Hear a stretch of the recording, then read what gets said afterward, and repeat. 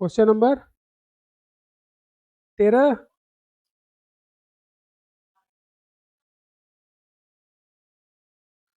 चलो, तुम्हें देखना क्या क्या दिया है। तरंग दैर्ध्य लेमडा दिया है कितना, 480 नैनोमीटर। तो हमें नैनोमीटर में दिया है। अगला क्या दिया है, पर्दे की दूरी कैपिटल डी 2 मीटर। स्लीटों के बीच की दूरी 2 mm दिया है, 3 mm, ये हो गया 3 mm। तुमसे पूछ रहा है 8वीं चमकीली और तीसरी काली,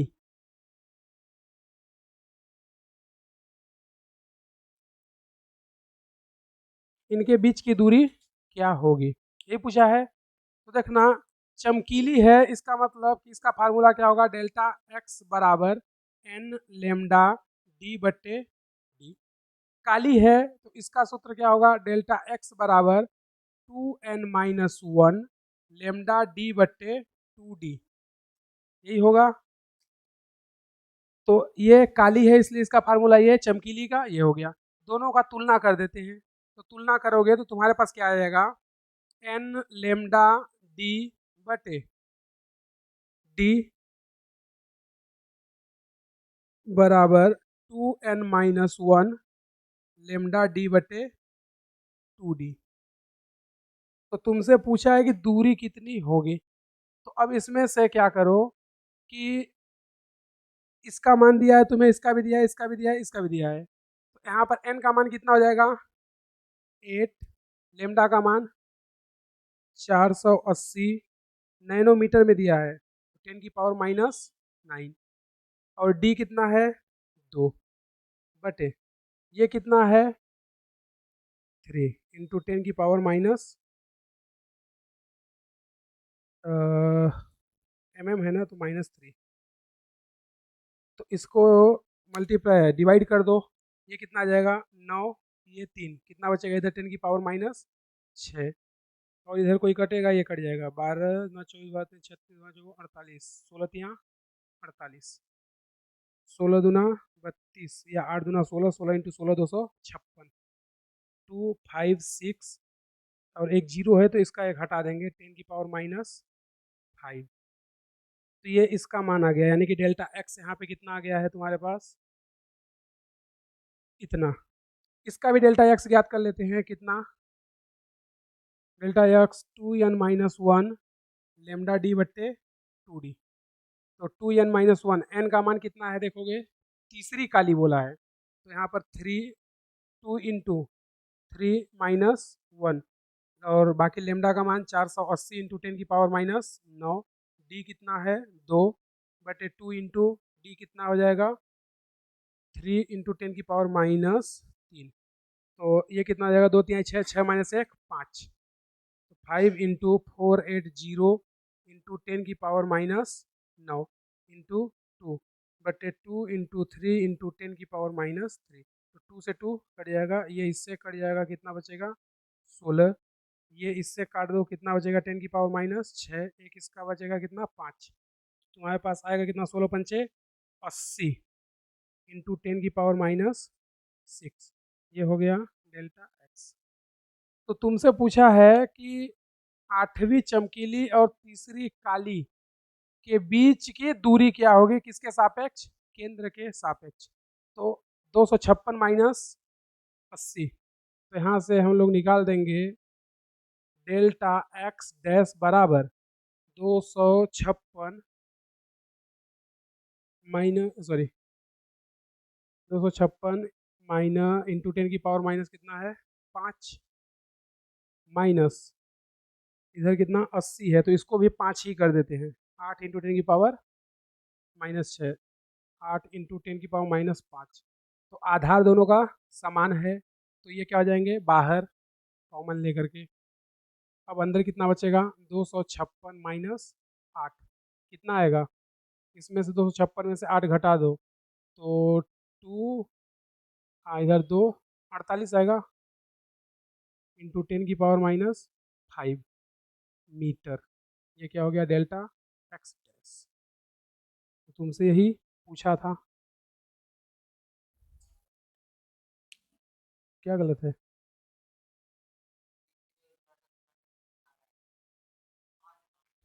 ये ना, तो 10⁻⁵ अच्छा यार, तो 16×5 = 80, हाँ एक जीरो और रहेगा तब, फिर यहाँ पर थोड़ा सा चेंज हो जाएगा, हो गया ना। डेल्टा एक्स डैश 800 है ना, तो उधर पर फिर क्या कर दें, इसको 80 × 10⁶ कर देंगे, 5 ना करके। तो या कि फिर जानते हो क्या कर देते हैं, यहाँ पर 16 यानी 160 बचा, और 16×5 = 80 यानी 800 × 10⁻⁻6, इतना ही बचेगा। इधर कितना बचा था, 16, एक जीरो इसका हटा दिए थे, 16, 8×2 = 16, 16 16 256, 256 × 10⁻⁻5, यहाँ पे 800 × 10⁻⁻6, एक जीरो हटा देंगे तो कितना हो जाएगा, 5। अब ठीक है, अब कर सकते हैं 256 × 10⁻⁻5 माइनस 80 × 10⁻�5। तो यहाँ से 10⁵ क्या ले लें कॉमन, अंदर कितना बचेगा, 256 माइनस 80, तो घटा देते हैं, ये कितना आएगा 6, ये 15 में से 8 7, 176, तो आ जाएगा 176 × 10⁻⁻5 मीटर। ये हो गया डेल्टा एक्स डैश।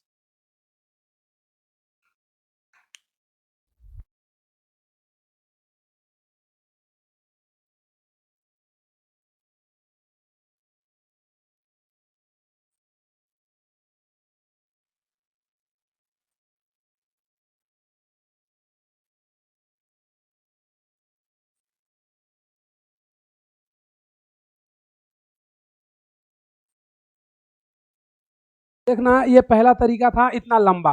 दूसरा तरीका हम लोग क्या कर रहे हैं, सेकेंड मेथड।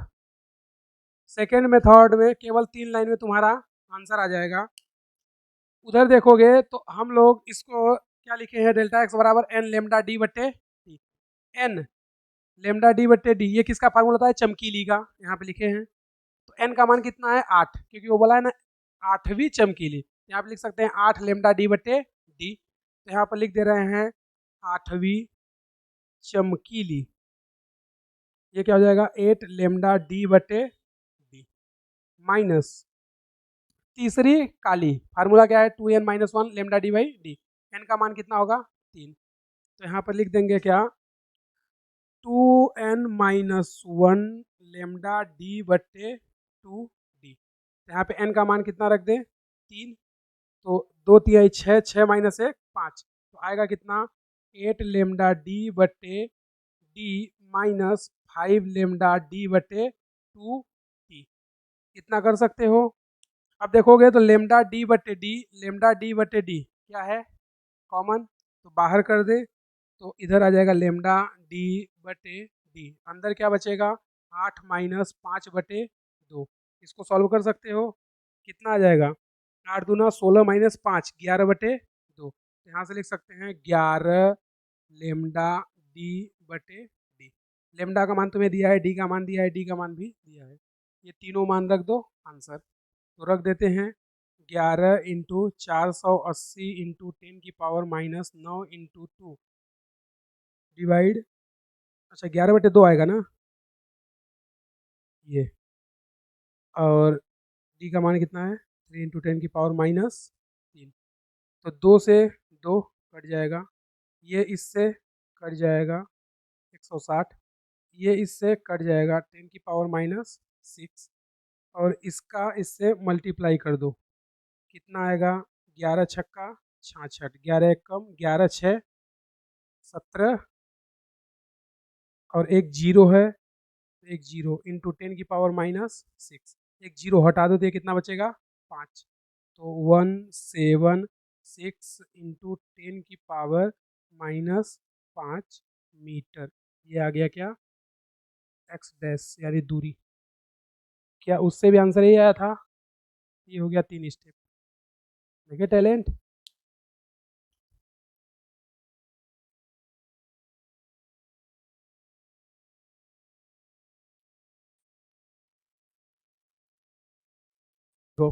यंग के प्रयोग में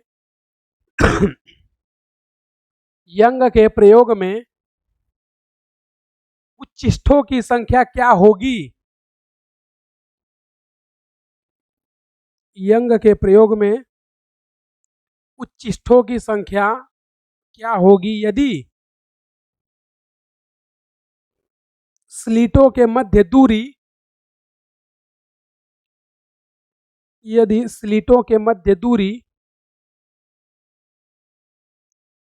तरंग दैर्ध्य की दुगुनी है। स्लिटों के मध्य दूरी तरंग दैर्ध्य की दुगुनी है। सॉल्व करो।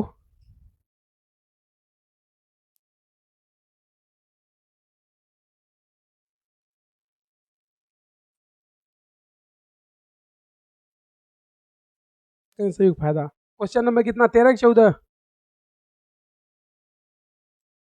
देखना तुम्हें क्या बोला है, स्लिटों के मध्य दूरी यानी स्मॉल डी तरंग दैर्ध्य का क्या है 2 गुना, यानी कि डी बराबर 2 लेमडा। ये बोला है ना, लेमडा क्या होता है तरंग दैर्ध्य 2 गुना है, तो ये क्या है स्लिटों के मध्य दूरी तरंग दैर्ध्य का 2 गुना है। जैसा क्वेश्चन बोला है वैसा हम लोग कर दिए। फिर उसके बाद वो बोलता है कि उच्चिष्ठ की संख्या कितनी होगी। उच्चिष्ठ की संख्या, तो हमसे उच्चिष्ठ पूछ रहा है। उच्चिष्ठ का मतलब क्या बोल रहा है वो, चमकीली, ये नहीं पूछ रहा है। उच्चिष्ठ का मतलब क्या है, चमकीली फ्रिंज। और चमकीली के लिए फार्मूला क्या होता है, डेल्टा एक्स बराबर एन लेमडा डी बटे डी। लेकिन उससे पहले एक तो सबसे पहला फार्मूला तो लोग बताए थे, डेल्टा एक्स बराबर डी साइन थीटा बताए थे। तो चलो आ जाते हैं, डेल्टा एक्स बराबर डी साइन थीटा।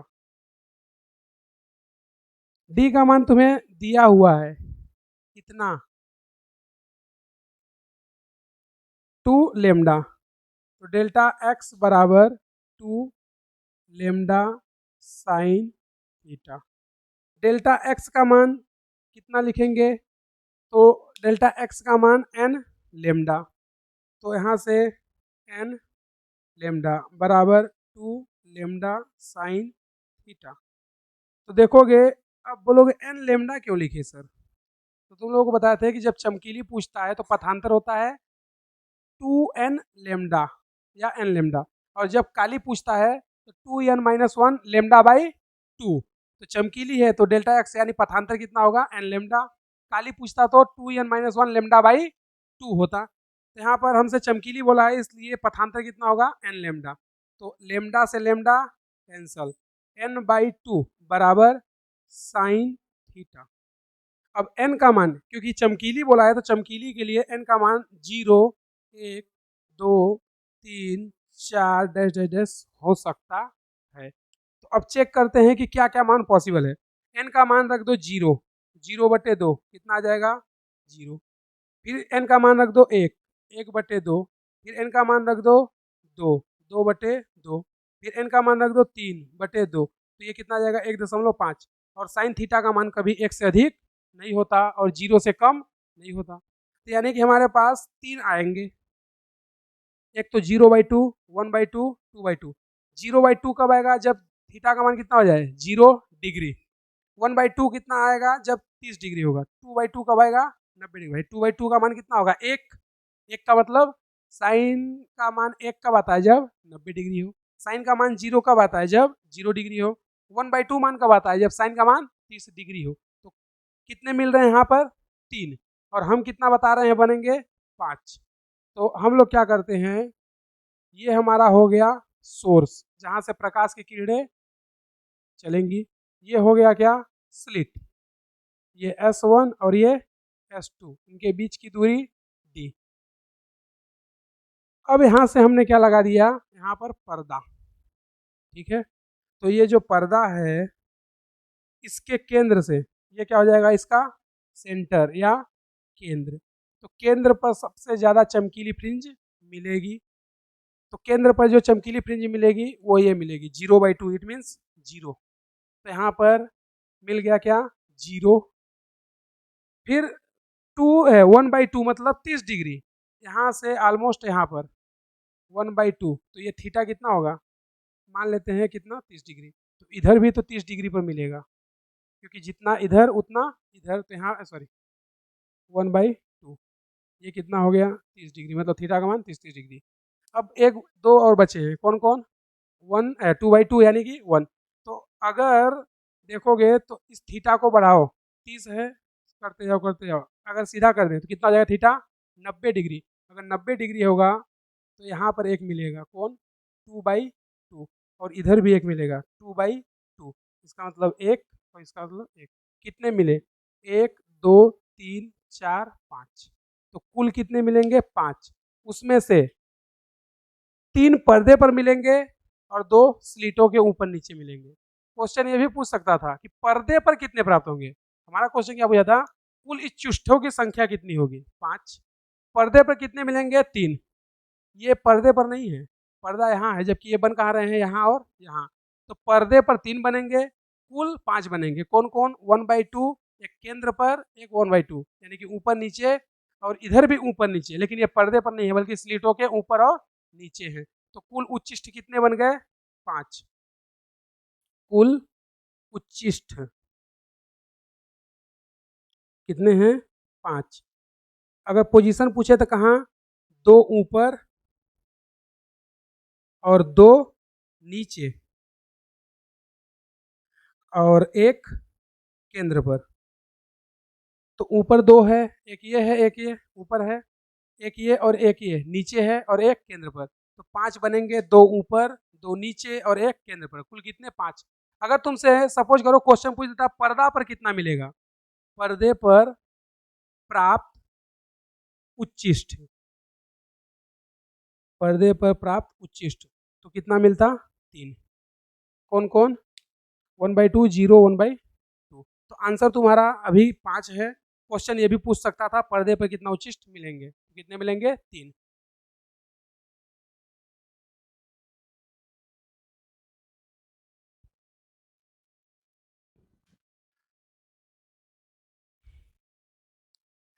लिखना नंबर पहला पॉइंट, YDSE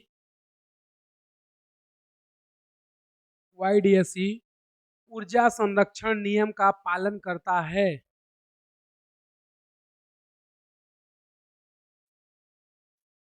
नंबर पहला पॉइंट, YDSE ऊर्जा संरक्षण नियम का पालन करता है। YDSE ऊर्जा संरक्षण नियम का पालन करता है क्योंकि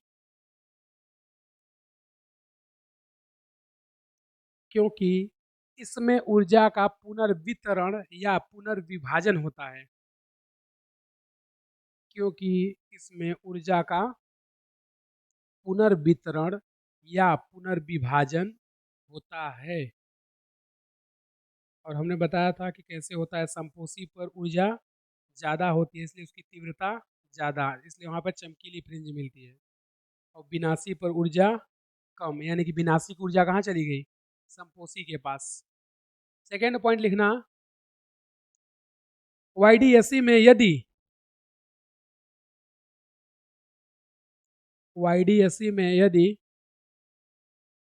एक स्लिट के सामने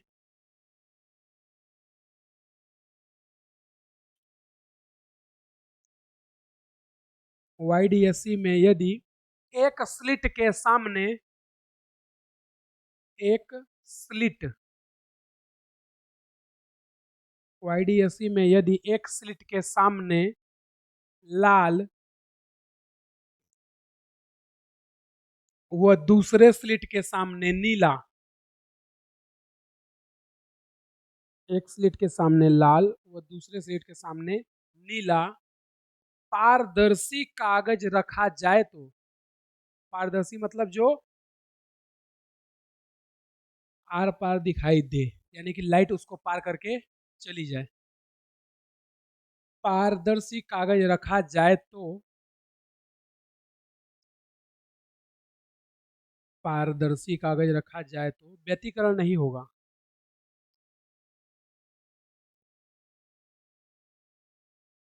व्यतिकरण नहीं होगा।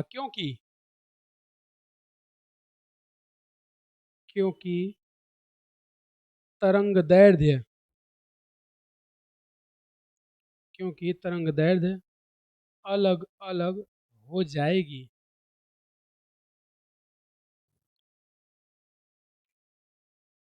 क्योंकि तरंग दैर्ध्य अलग अलग हो जाएगी। थर्ड कंक्लूजन,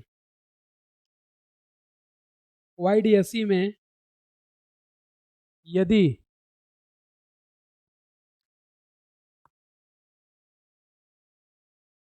YDSE में यदि श्वेत प्रकाश का उपयोग किया जाए तो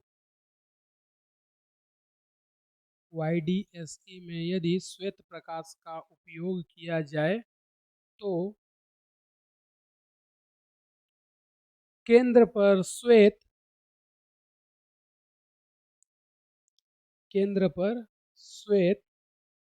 तथा चारों ओर रंगीन फ्रिंज प्राप्त होती है। केंद्र पर श्वेत तथा चारों ओर रंगीन फ्रिंज प्राप्त होती है, जिसमें लाल फ्रिंज केंद्र पर श्वेत तथा चारों ओर रंगीन फ्रिंज प्राप्त होती है, जिसमें लाल फ्रिंज केंद्र के समीप होती है, जिसमें लाल फ्रिंज केंद्र के समीप होती है। इसका उपयोग पर्दे का केंद्र ज्ञात करने में किया जाता है। इसका उपयोग पर्दे का केंद्र ज्ञात करने में किया जाता है।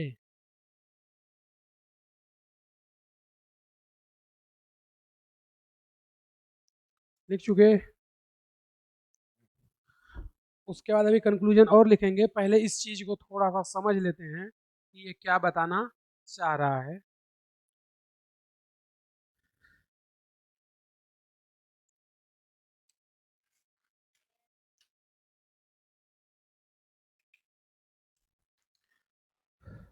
तो देखना, ये क्या बोल रहा है कि जो हम लोग अभी एक्सपेरिमेंट देख रहे थे, ये क्या है, सोर्स। यहाँ से लाइट्स चलेंगी और यहाँ पर क्या लगा रखे हैं, दो स्लिट S2 S1। तो ये बोलता है कि अगर S1 और S2 यानी कि एक स्लिट के सामने नीला पारदर्शी कागज लगा दो और S2 के सामने लाल पारदर्शी कागज लगा दो तो व्यतिकरण नहीं होगा। क्यों? क्योंकि अब इन दोनों का तरंग दैर्ध्य क्या हो जाएगा, अलग अलग। एक है नीला, एक है लाल, तो तरंग दैर्ध्य अलग होगा तो व्यतिकरण नहीं होगा। क्योंकि व्यतिकरण होने की शर्त क्या है, आवृत्ति समान, तरंग दैर्ध्य भी समान, और दोनों तरंगे एक ही दिशा में समान वेग से चलनी चाहिए। एक पूरब में जा रही है तरंग, एक पश्चिम में जा रही है, व्यतिकरण कभी होगा ही नहीं। तो दोनों का एक ही दिशा में चलना जरूरी है। तो जब यहाँ पर नीला यहाँ पर लाल या यहाँ पर लाल यहाँ पर नीला कर दूँ तो तरंग दैर्ध्य चेंज हो जाएगी, और जब तरंग दैर्ध्य चेंज हो जाएगी तो व्यतिकरण नहीं होगा। फिर दूसरा क्या बोलता है कि अगर जो हमारा ये लाइट है, जनरली हम लोग व्यतिकरण के लिए एक वर्णीय प्रकाश यूज करते हैं। एक वर्णीय प्रकाश जिसको हम लोग बोलते हैं मोनोक्रोमेटिक लाइट, मतलब उसमें केवल एक ही कलर रहेगा, चाहे कोई भी कलर लो। रेड तो ओनली रेड रहेगा, अगर ब्लू लो तो ब्लू रहेगा, ग्रीन लो तो ग्रीन, येलो लो तो येलो। मतलब एक ही कलर होना चाहिए। उस प्रकाश को क्या बोलते हैं, एक वर्णीय प्रकाश। लेकिन जो व्हाइट लाइट होती है या जो सनलाइट होती है वो कैसी होती है, श्वेत, और उसमें सातों रंग होते हैं। तो ये बोलता है कि अगर एक वर्णी के जगह क्या ले लें, सफेद लाइट, तो जब सफेद लाइट लेंगे यहाँ पर तो एक वर्णी की जगह उसने क्या बोला कि अगर यहाँ पर श्वेत प्रकाश की किरण ले लें या व्हाइट लाइट ले लें, श्वेत प्रकाश, जब श्वेत प्रकाश ले लेंगे तो ये दोनों स्लीटों से जाएंगी। तो दोनों स्लीटों से कुछ इस तरह से जाएंगी,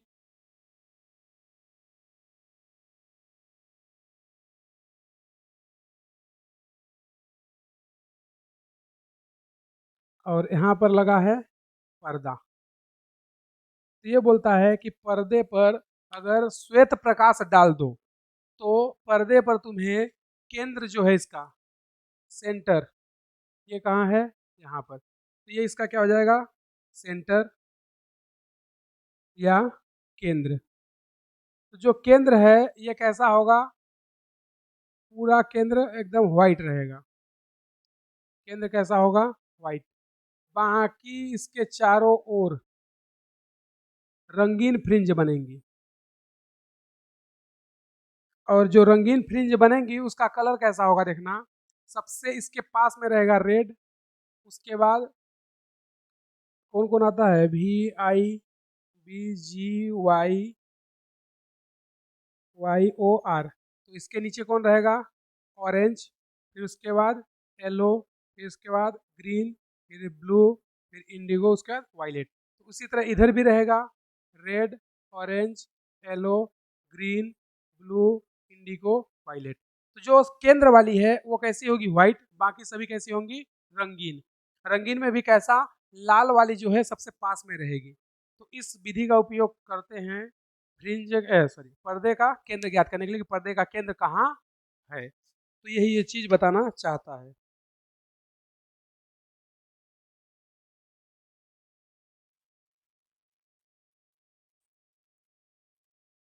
यह पॉइंट हम लोग देख रहे हैं कंक्लूजन में ही, औसत तीव्रता, औसत तीव्रता जिसको बोलेंगे I average.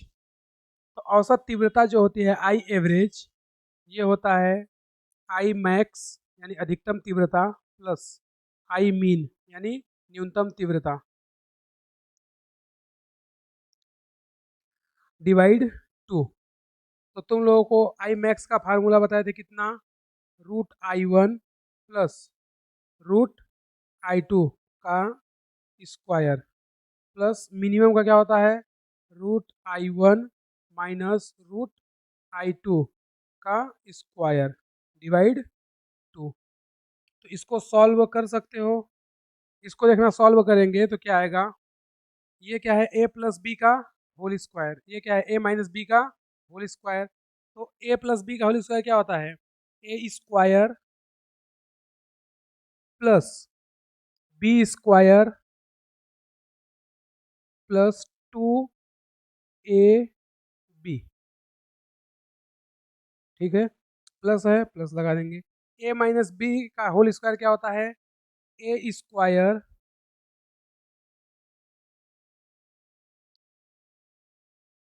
Plus B square minus 2ab divide 2।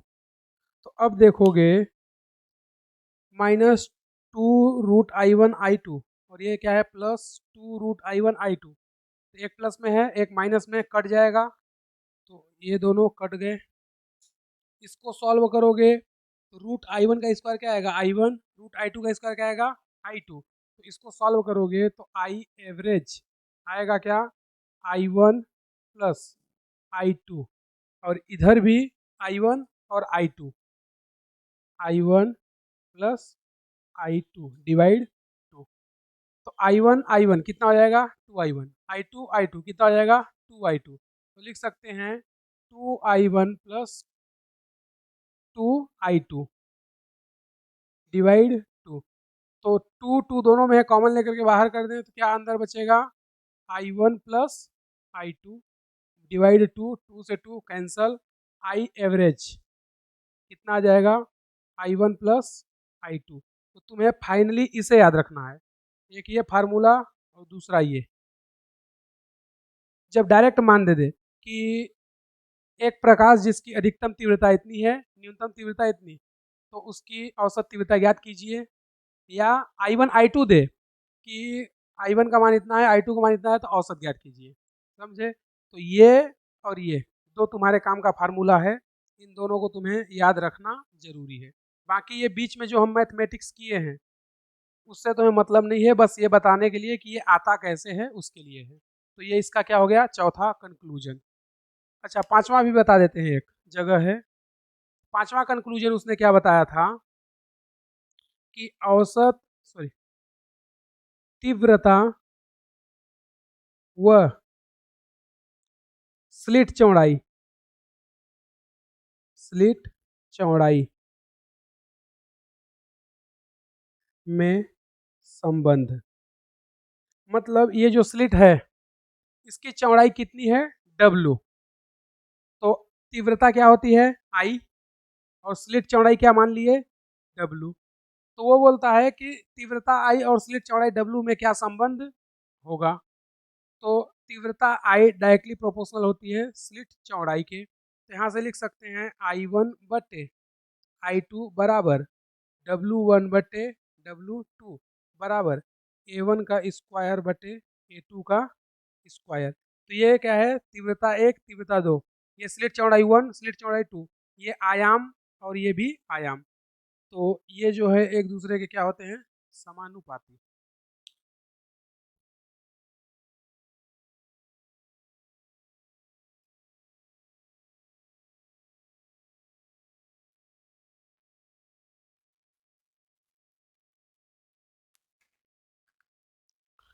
छठवां नंबर है ना,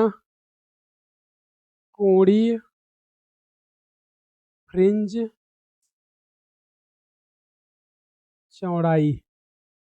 तो कोणीय फ्रिंज चौड़ाई WA ये देखना चाहते हैं कितना है, तो पहले ये तो पता चले कि कोणीय फ्रिंज चौड़ाई कहते किसे हैं। जैसे वहां पे बताते फ्रिंज चौड़ाई, दो क्रमागत चमकीली या दो क्रमागत काली फ्रिंजों के बीच की दूरी क्या कहलाती है, फ्रिंज चौड़ाई बीटा। यहाँ पे क्या पूछा है, कोणीय फ्रिंज चौड़ाई WA, तो इसकी परिभाषा देखना क्या है कि ये हमारा हो गया केंद्र C, और यहाँ से यहाँ पर क्या मिलेगी, चमकीली, और यहाँ पर क्या मिलेगी, काली, फिर यहाँ पे क्या मिलेगी, काली, फिर यहाँ पे क्या मिलेगी, चमकीली। तो यहाँ से क्या बोल रहा है ये कि केंद्र पर कैसा मिलता है फ्रिंज, चमकीली, और यहाँ पर ये, यहाँ पर जो कोण बनता है इसी को क्या बोलते हैं, WA, यानी कि केंद्रीय चमकीली और प्रथम चमकीली के बीच की जो दूरी होती है, यानी कि केंद्रीय चमकीली और प्रथम चमकीली के द्वारा जो कोण बनता है उसी को क्या बोलते हैं, कोणीय फ्रिंज चौड़ाई। लेकिन हमें यह भी पता है कि दो क्रमागत चमकीली या दो क्रमागत काली के बीच की दूरी को क्या बोलते हैं, फ्रिंज चौड़ाई, और ये दूरी क्या होगी, बीटा। भाई दो चमकीली के बीच की दूरी क्या कहलाती है, फ्रिंज चौड़ाई बीटा, या दो काली के बीच की दूरी क्या कहलाती है, फ्रिंज चौड़ाई बीटा। और ये क्या बोल रहा है, कोणीय फ्रिंज चौड़ाई, यानी कि केंद्रीय चमकीली और पहली चमकीली के द्वारा जो कोण बनता है उसको क्या बोलते हैं, कोणीय चौड़ाई WA। तो कोणीय फ्रिंज चौड़ाई WA की परिभाषा पहले लिख लेना, फिर उसका इसका मैथमेटिक्स देख लेते हैं। लिखना, केंद्रीय चमकीली तथा केंद्रीय चमकीली, केंद्रीय चमकीली तथा पहली चमकीली, केंद्रीय चमकीली तथा पहली चमकीली फ्रिंज के द्वारा, फ्रिंज के द्वारा स्लिट के केंद्र पर बनाया गया कोण, स्लिट के केंद्र पर बनाया गया कोण कोणीय फ्रिंज चौड़ाई कहलाती है। बनाया गया कोण कोणीय फ्रिंज चौड़ाई कहलाती है। लिख चुके,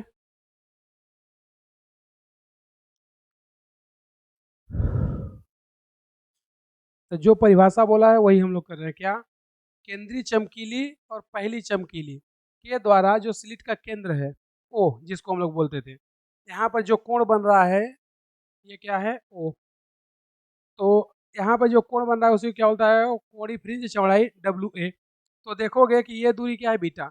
यहाँ पे क्या लगा था, पर्दा, भाई ये सब चीज कहाँ पे मिल रहा था, पर्दे पर, यानी ये कौन है, पर्दा, और ये स्लिट का केंद्र है, तो स्लिट के केंद्र से पर्दे के बीच की दूरी क्या थी, कैपिटल D, बोलो, और दोनों स्लिटों के बीच की दूरी क्या थी, स्मॉल d।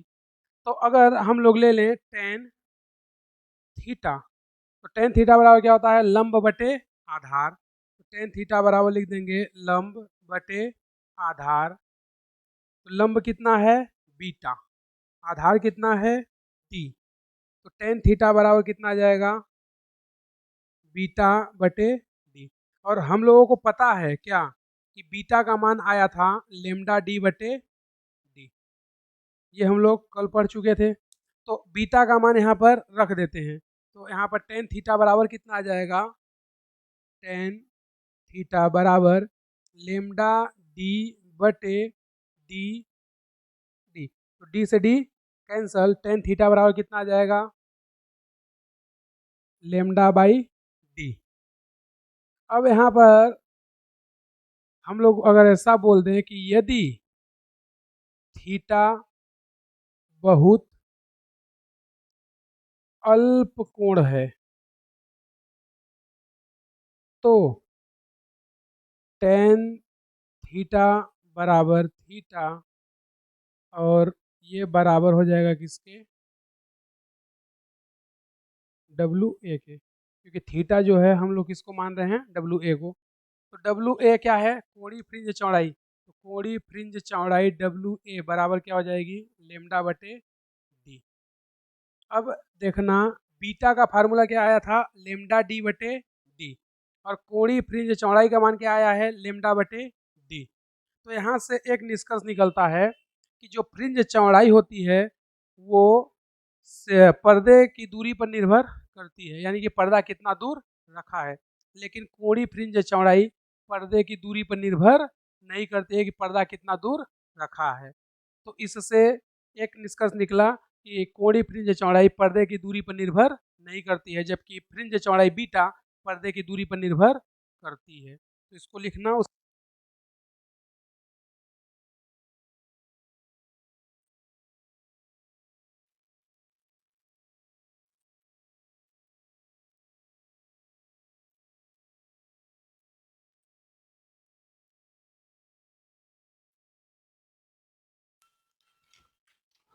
यहाँ पे डब्ल्यू ए बराबर lambda D but lambda by D लिखने के बाद लिखना नोट,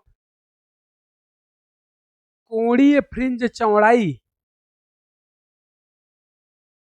कोणीय फ्रिंज चौड़ाई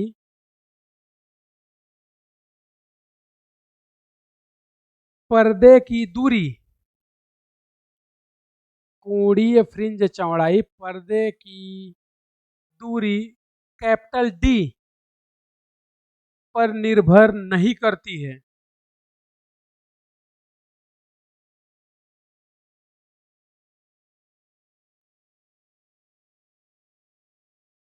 कैपिटल डी पर निर्भर नहीं करती है।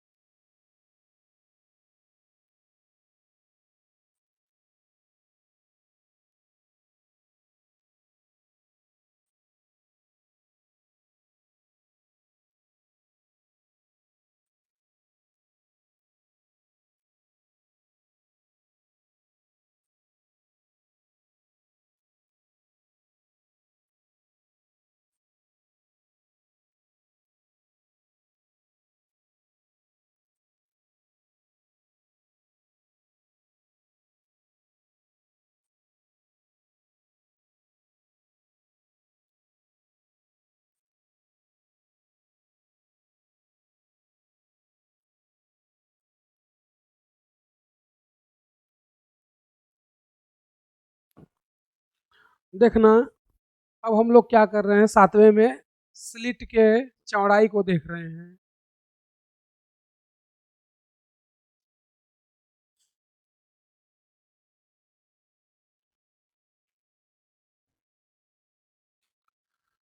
जो 7वां पॉइंट है उसमें हम लोग देख रहे हैं कि यदि स्लिटों की चौड़ाई क्या हो, समान हो। 7वां इसका फर्स्ट पॉइंट, यदि दोनों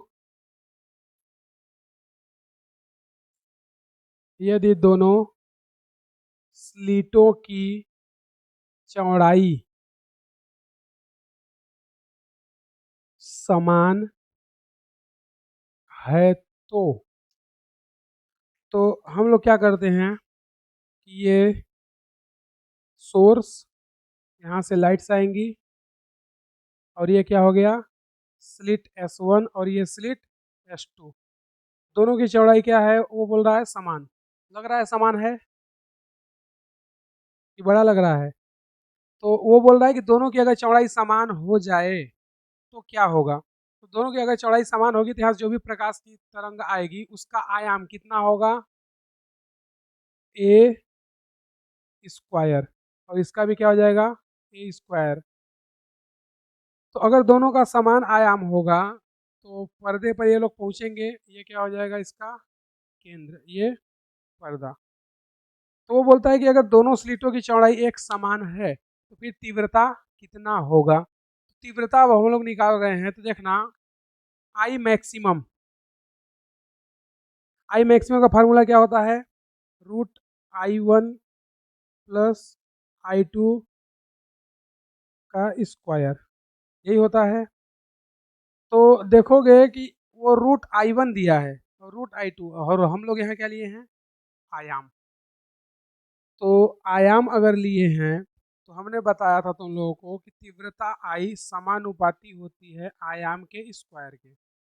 अगर दोनों साइड रूट कर दें तो क्या हो जाएगा, √I डायरेक्टली प्रोपोर्शनल ए।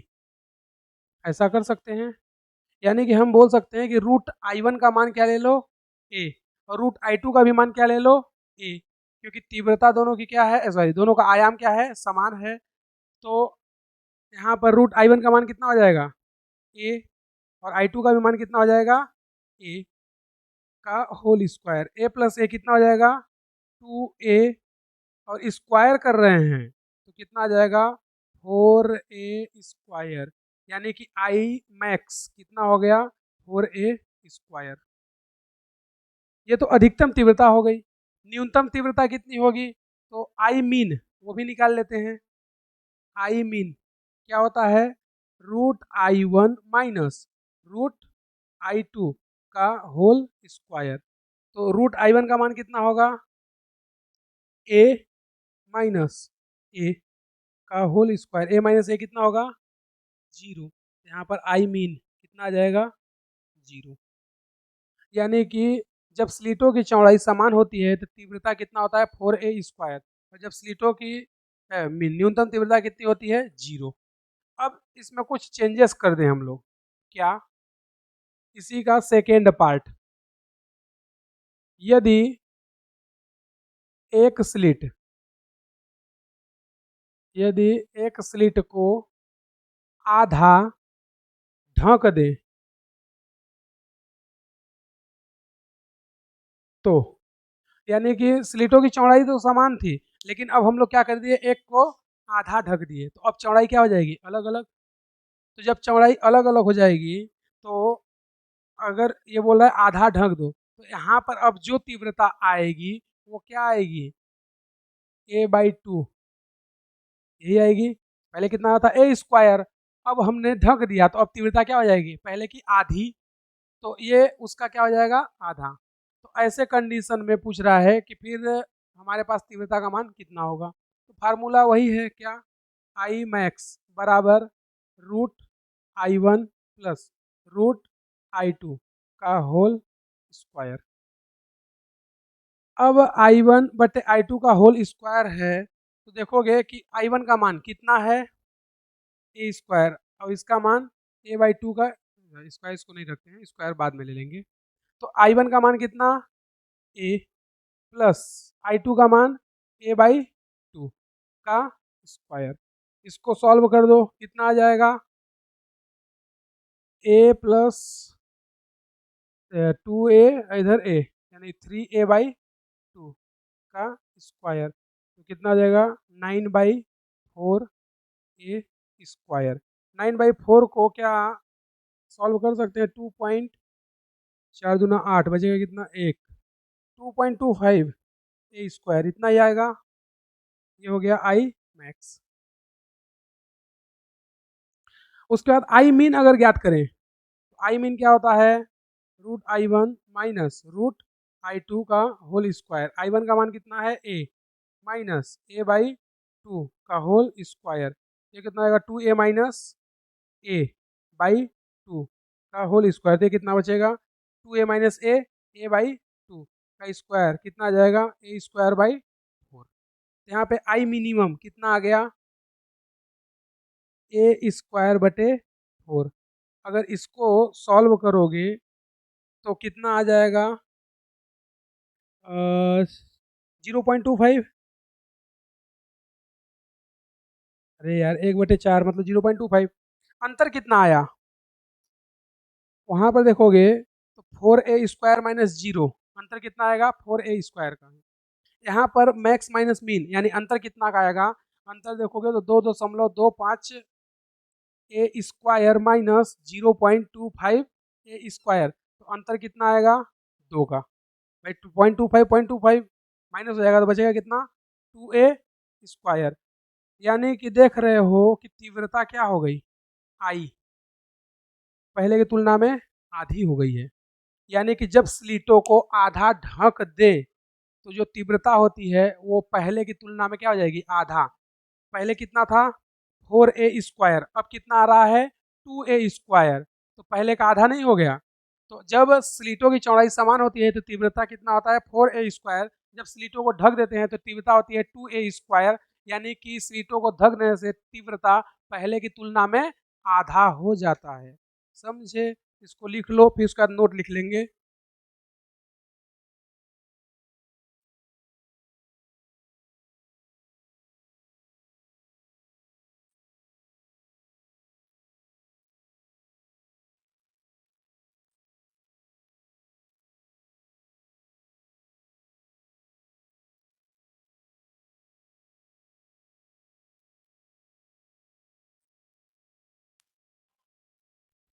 देखना स्लिट को आधा ढक देने से, नोट डाल के लिखना, स्लिट को आधा ढक देने से विपर्यास कम हो जाता है। स्लिट को आधा ढक देने से विपर्यास कम हो जाता है, क्योंकि चमकीली क्योंकि चमकीली कम चमकीली क्योंकि चमकीली कम चमकीली व काली व काली कम काली हो जाती है। तो स्लिट को ढकने से विपर्यास पर फर्क पड़ता है, यानी जो ज़्यादा चमकता है वो कम चमकेगा और जो ज़्यादा काला था वो अब कम काला हो जाएगा। समझे।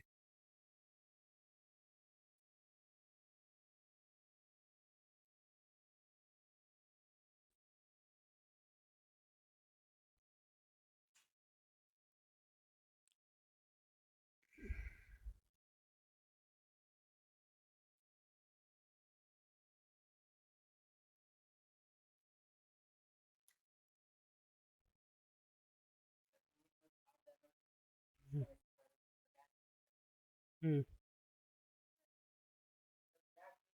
प्रैक्टिकल लेंगे।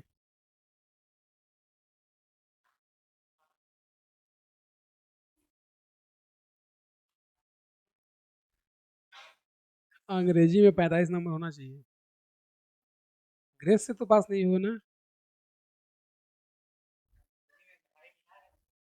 है नहीं, फिजिक्स केमिस्ट्री में कम से कम 50 होना चाहिए, अंग्रेजी में 45, तो सफाचट हो जाओगे, रिजेक्ट कर देगा। डाल के देखना, एक्सेप्ट करेगा तो ठीक है, नहीं करेगा तो कोई बात ही नहीं। हाँ तो तुम ST SC हो ना।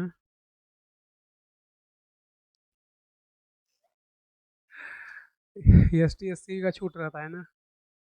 एस टी एस सी वालों का इंग्लिश में 40, फिजिक्स केमिस्ट्री बायो में 45। और जनरल ओबीसी का फिजिक्स केमिस्ट्री बायो में 50, इंग्लिश में 45। और सिलेक्शन के टाइम पर और फर्क हो जाता है ना, 100 नंबर का सीधे। जहाँ पर तुमको 600 में सिलेक्शन मिलेगा, वहाँ पे इनको 500 में मिल जाएगा। है, गलत बात कहीं नहीं है, सीधा सा तुम मेहनत करो, काम खत्म।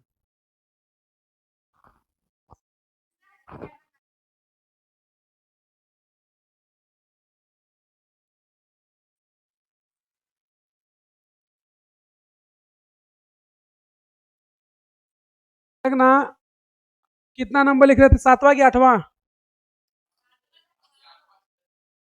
8वां। 8वां बोलता है, यदि YDSE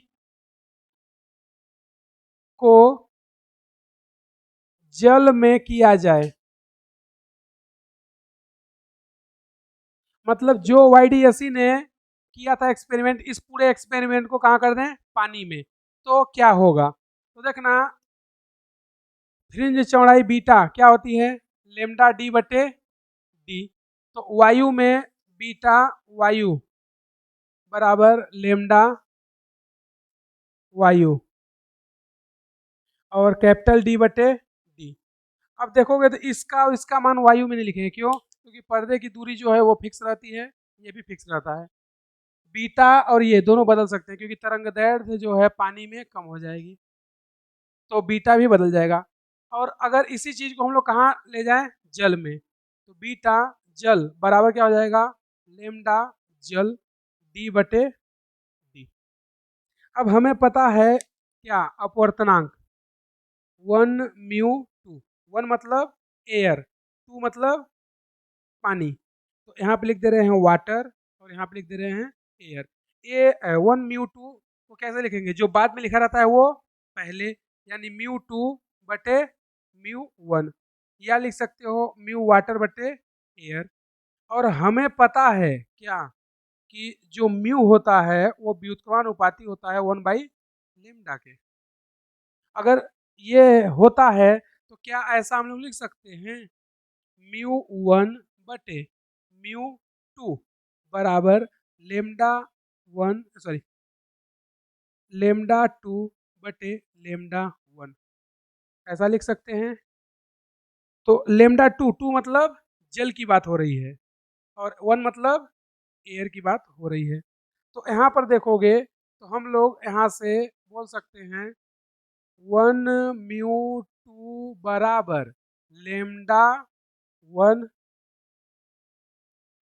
लेमडा, एक 1 2 है ना, यहाँ पे क्या लिखे हैं 2 1, तो इसको 1 2 कर देते हैं, ये 1 ये 2, और ये क्या था 2, और ये 1। तो यहाँ से 1μ2 बराबर क्या लिख देंगे, लेमडा 1 बटे लेमडा 2। 1 का मतलब एयर और 2 का मतलब वाटर। तो यहाँ से हम लोग इसको अब क्लियर लिख दे रहे हैं क्या, म्यू बराबर लेमडा वायु बटे लेमडा जल। तो लेमडा जल को इधर करेंगे तो हमें क्या मिल जाएगा, लेमडा वायु बटे म्यू, ये हमें मिल गया। अगर ये हमें लेमडा जल का मान मिल गया तो यहाँ पर वैल्यू रख सकते हैं। तो बीटा जल बराबर क्या लिख सकते हैं, लेमडा जल का मान कितना है, लेमडा वायु बटे म्यू, और उसके साथ क्या है, D/D। तो देखोगे कि हमारा आंसर जो है वो क्या आ जाएगा, बीटा बराबर लेमडा D बटे म्यू डी। और सभी जगह क्या होगा, यहाँ जल, यहाँ क्या होगा, वायु। ठीक है, ये तो हो गया फार्मूला। अगर तुम लोग देखोगे तो ये पूरी वैल्यू है बीटा वायु की, बीटा वायु बराबर लेमडा वायु डी बटे डी, लेमडा वायु डी बटे डी। तो इसको हम लोग ऐसे भी तो लिख सकते हैं, बीटा जल बराबर बीटा वायु बटे म्यू। मतलब कि अगर वायु में बीटा का मान जो है जल की तुलना में 1/म्यू गुना ज़्यादा होता है। यानी कि जब जल में हम लोग करते हैं तो उसमें म्यू का क्या हो जाएगा, 1/म्यू का मल्टीप्लाई हो जाता है। तो ये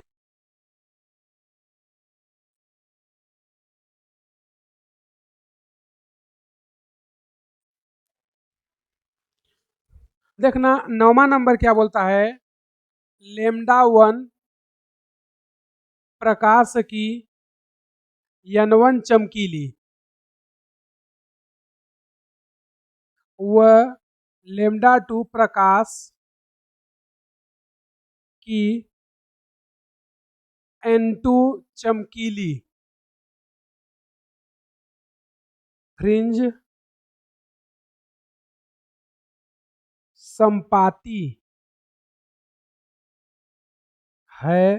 तो देखना ये क्या बोलना चाहता है, ये बोलना चाहता है कि यहाँ पर क्या हो गया, सोर्स, और ये हो गया स्लिट S2 S1, यहाँ पे हो गया पर्दा, और ये हो गया उसका सेंटर। तो ये बोलता है कि यहाँ पर जो है एक N2 है और यहाँ पर एक N1 है।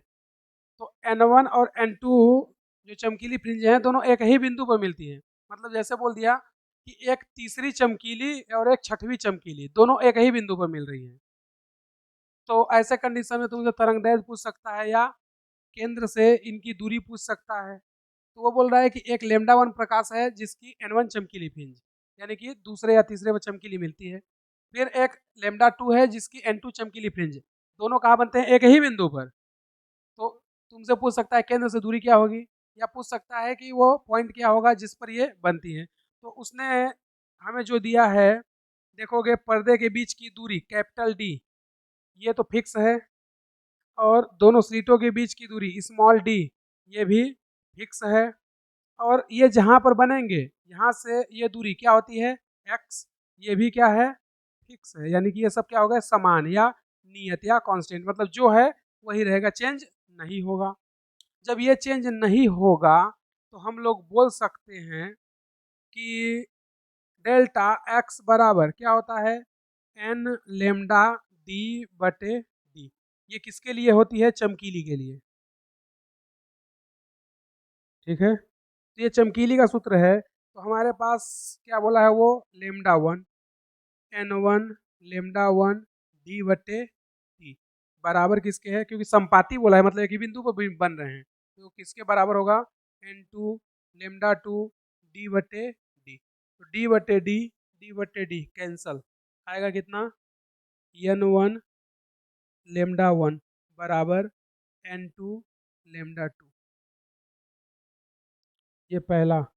दूसरा क्या इसमें बता सकता है तुमसे, 9वां का ये पहला है। दूसरा तुमसे क्या बोल सकता है, कहानी सेम रहेगी कि लेमडा 1 प्रकाश की N1 काली व लेमडा 2 प्रकाश की N2 काली फ्रिंज, लेमडा 1 प्रकाश की N1 काली है, लेमडा 2 प्रकाश की N2 काली फ्रिंज संपाती है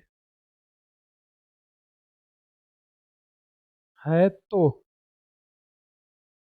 क्या होगा वो देख लेते हैं। तो फिर से कहानी सेम रहेगी कि देखोगे डी डी एक्स ये तीनों ही क्या रहेंगे, नियत। तो लिख सकते हैं capital D small D x, ये सभी क्या हैं, समान या नियत। तो हमें पता है डेल्टा एक्स कब, उसने क्या बोला है, काली बोला है। तो काली फ्रिंज के लिए सूत्र क्या होता था, 2n-1 लेमडा डी बटे 2d, यही होता था। ये काली के लिए सूत्र है। तो हम लोग यहाँ पर क्या लिख सकते हैं, 2n1-1 लेमडा 1 डी बटे 2d बराबर है 2n2-1 लेमडा 2 डी बटे 2d। तो D 2d, D 2d cut जाएगा, इधर पे क्या बचेगा, 2n1-1 लेमडा 1 बराबर 2n2-1 लेमडा 2। और अगर ऐसे बोल दे कि एक का चमकीली दूसरे के काली पर संपाती हो तो भी कर सकते हैं, एक तरफ चमकीली का सूत्र दूसरे तरफ काली का।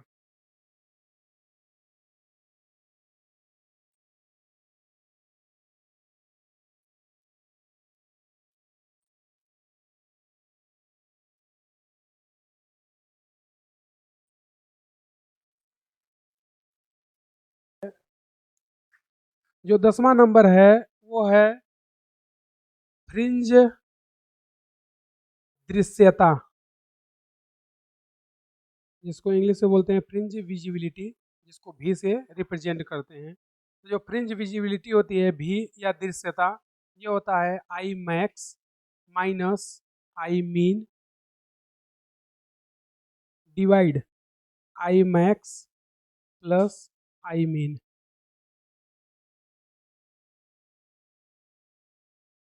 तो ये है फ्रिंज दृश्यता। फार्मूला ये भी याद रखना है, क्योंकि इस पर एक बार क्वेश्चन आ गया था नीट 2016 में, और उम्मीद करते हैं कि क्वेश्चन नहीं बनेगा तुम लोगों से। हाँ, तुम इसी को सॉल्व करके आंसर ला दो, हम मान जाएंगे। हाँ, ये तो हमने लिखा है ना, मैक्स का मान क्या होता है, root I one plus root I two का होल स्क्वायर, मीन का मान root I one minus I two का होल स्क्वायर, फिर नीचे root I one plus I two का whole square, I one minus I two का whole square. Solve करके बता दो, हम जान जाएं तुम कितना मैथमेटिशियन हो।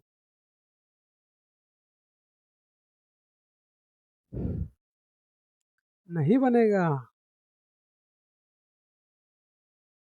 क्योंकि जितनी तुम्हारी उम्र है ना, उतने साल का हमें तजुर्बा है।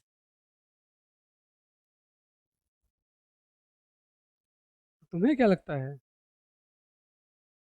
अब तक शादी हो गई होती तो हमारे लड़के नीट की तैयारी करते? नहीं करते।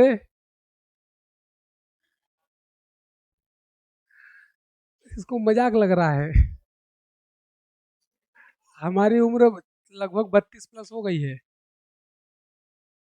हाँ, तो अगर सोचो 18 की उम्र में है या 19 या 20 की उम्र में शादी किए होते तो आज हमारे लड़के 12-13 साल के होते।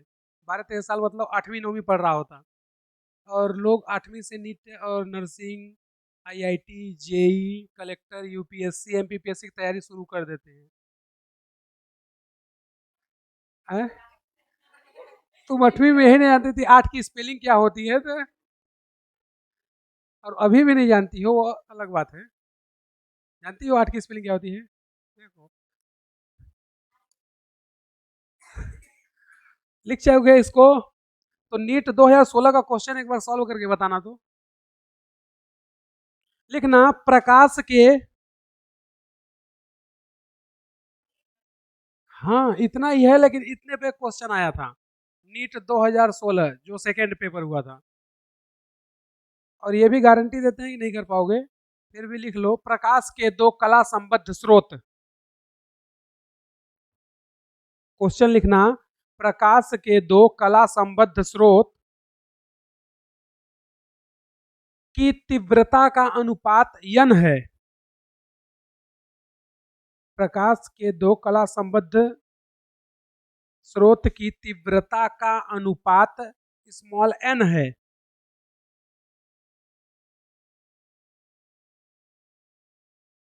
इनके अध्यारोपण से प्राप्त,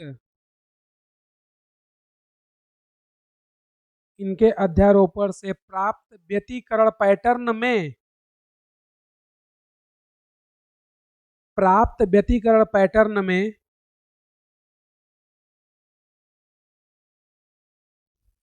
व्यतिकरण पैटर्न में अनुपात,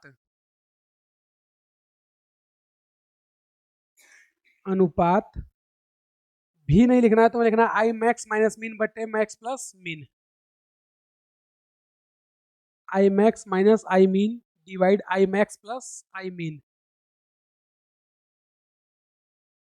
ये लिखना है। भी नहीं लिखना है, उसके बाद का पूरा लिखना है, पूरा मैक्स माइनस मीन बटे मैक्स प्लस मीन का मान होगा, का मान होगा। ऑप्शन लिख लो, शायद उससे आंसर आ जाए। नंबर पहला ऑप्शन, रूट यन बटे एन प्लस वन का whole square, N plus one का होल स्क्वायर। सिर्फ नीचे में होल स्क्वायर रहेगा, ऊपर में नहीं रहेगा, ध्यान रखना। सेकंड ऑप्शन लिखना टू रूट एन बटे एन प्लस वन का whole square. Third option root N बटे एन प्लस वन, और फोर्थ ऑप्शन लिखना 2√n बटे एन प्लस वन। सॉल्व करो।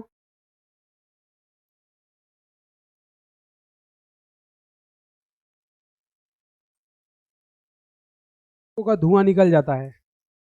देखना क्वेश्चन तुम्हें क्या दिया था, वो बोला है कि यंग के प्रयोग में तीव्रताओं का अनुपात कितना है, n, यानी कि तीव्रताओं का अनुपात, तीव्रता क्या है I1 बटे I2 का अनुपात का मान कितना दिया है, n। ऐसा क्वेश्चन बोला है, ठीक है, यही बोला है ना। तुमसे पूछ क्या रहा है, तुमसे पूछ रहा है ये, तो ये तुम्हें ज्ञात करना है। तो I max minus I mean divide I max plus I mean. इसको सॉल्व करते हैं।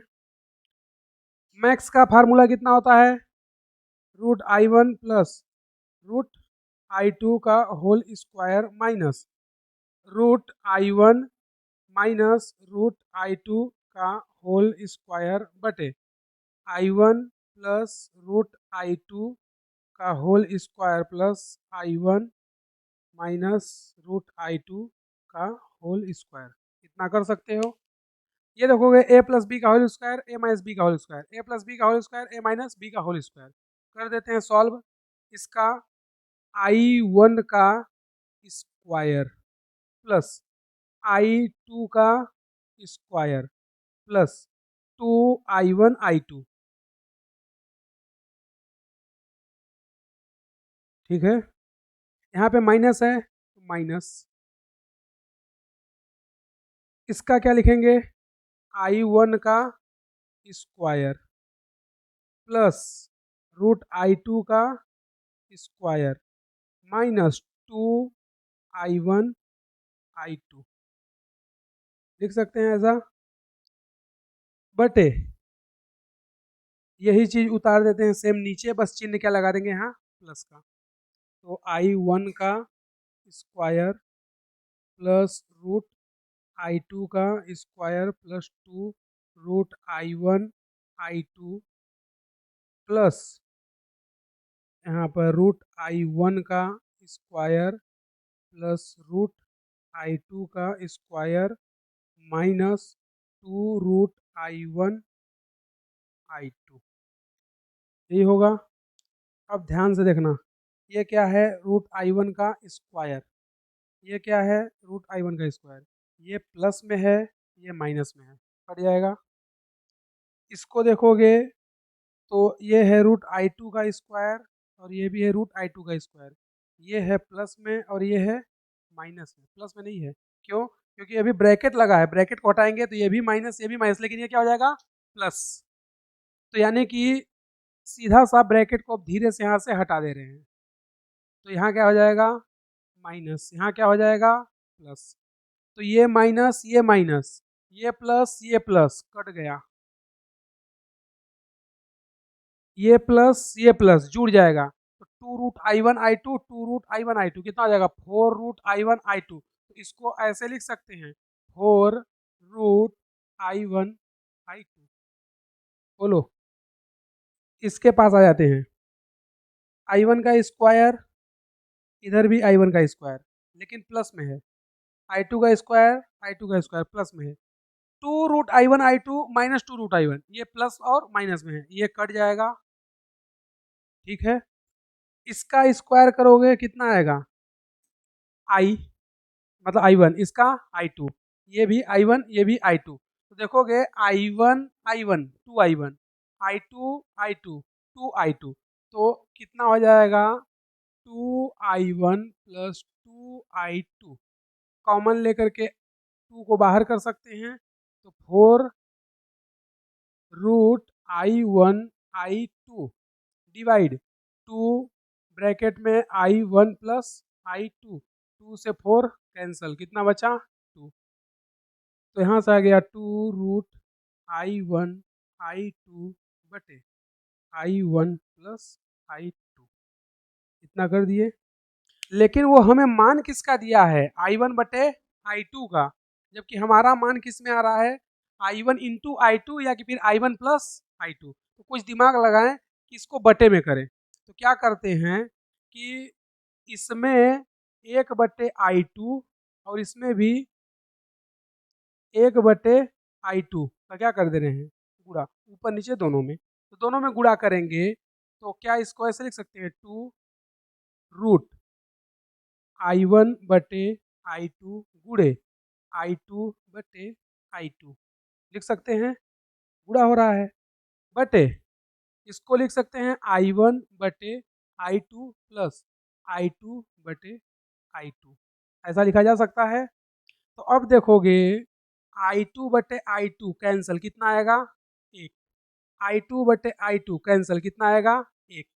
तो यहाँ से अब देखना हमारे पास क्या आ रहा है, 2 रूट I1 बटे I2। तो यहाँ से आ गया 2 रूट I1 बटे I2। अब इसमें 1 का गुणा करोगे तो वही आएगा, कोई चेंज नहीं होगा। I1 बटे I2 प्लस 1, तो लिख सकते हैं I1 बटे I2 प्लस 1। I1 बटे I2 का मान हमें दिया है कितना, n, तो 2 रूट n बटे इसका मान n प्लस 1। ये हो गया हमारा आंसर।